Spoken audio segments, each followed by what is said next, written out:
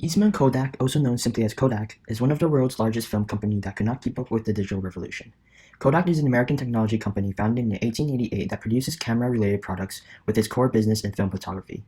In 2012, Kodak filed for bankruptcy. In 1996, Kodak was at its peak. Its revenues were almost $16 billion and its company was worth near to double this number. Ironically, Kodak was the company that first developed the digital camera in 1975. So what happened? Managers blamed it on external factors including the difficulty of technological transition. However, after careful consideration, we realized that several biases are at play. Kodak's demise was not the result of a single poor decision, but rather it was a series of managerial decisions that played a major role in Kodak's business response to disruptive innovation. Kodak succumbed to three major biases of decision-making: escalation of commitment, loss aversion, and confirmation bias. Escalation of commitment is the tendency of people to become committed to a previously selected course of action beyond prescribed by an optimal rational model. One aspect of escalation of commitment is sunk cost. Steve Sason, a Kodak employee who invented the digital camera, stated that management's reaction to his invention was, "That's cute, but don't tell anyone about it." One of the reasons that management responded this way was because filmless camera threatens Kodak's lucrative film business, in which they had pursued for several decades with success. As such, Kodak used their digital camera technology to improve their core business instead, such as introducing the Printer Maker kiosk, which allows consumers to digitally edit their images before printing it out with film.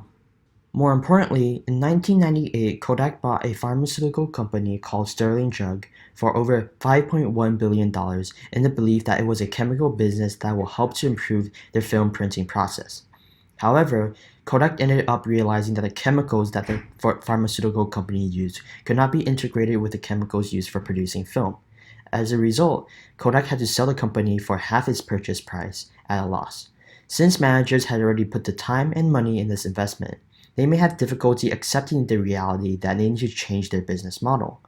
Additionally, from an organizational politics standpoint, in order to justify their past decisions, senior management may attempt to continue pursuing the path of improving Kodak's core business on film in order to avoid employees questioning their leadership and decision-making capabilities. There are several things that Kodak could have done to alleviate the damages that the digital revolution has on their core business in film. Kodak could consider observing what its competitors are doing. One major competitor of Kodak was Fujifilm. However, Fujifilm to this day remains a large company due to the way they responded to the disruptive innovation. Fujifilm diversified its initiatives by leveraging its portfolio of patents. For example, they took advantage of the chemical compounds used in printing film to formulate a synthesis that could be paired with skincare products. One main issue that led to the escalation of commitment at Kodak was its organizational culture. In the long run, Kodak could consider developing an organizational culture that is open to change and adaptation.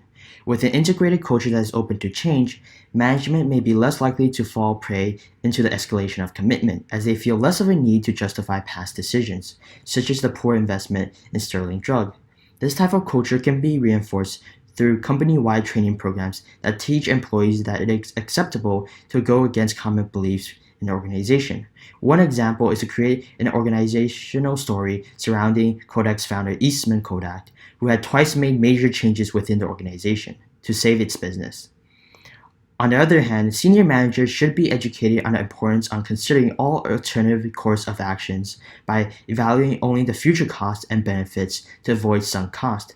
This can similarly be achieved through training programs and developing a department that specifically evaluates senior management's decisions. On top of the sunk cost effect, Kodak also suffered from risk aversion.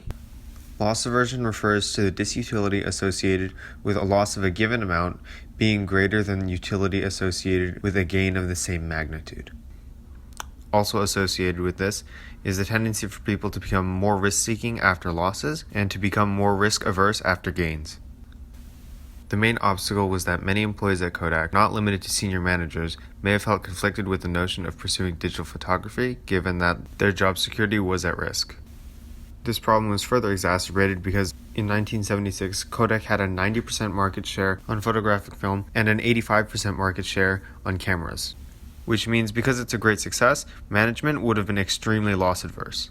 The combination of Kodak recognizing that it needed to utilize digital technology with their loss-averse mentality resulted in Kodak's 1994 Picture Maker kiosk, which was a way of implementing digital technology while also keeping film at the core of the company.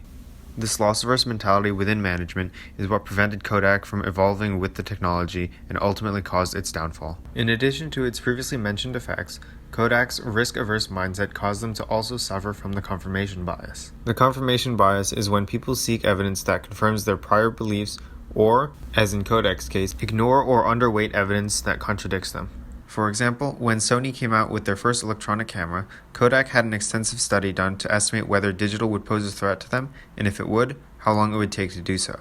The study was based on things such as the cost of the camera, quality, and compatibility with other components, and the study concluded that digital would become a problem for Kodak in about 10 years. Now, this is where the confirmation bias comes into play. Kodak, though they had this information, underestimated how accurate it was and was rather complacent in responding. It was this kind of managerial complacency due to the confirmation bias that greatly contributed to Kodak's downfall. A major factor that allowed the confirmation bias to exist is the disconnect between middle management and senior managers. Some solutions could be to have a designated devil's advocate, or to have senior managers periodically meet with their peers and subordinates to check for biases. Today, Kodak is worth $140 million. Though this may seem like a lot to an individual, it is a mere 0.45% of its former worth.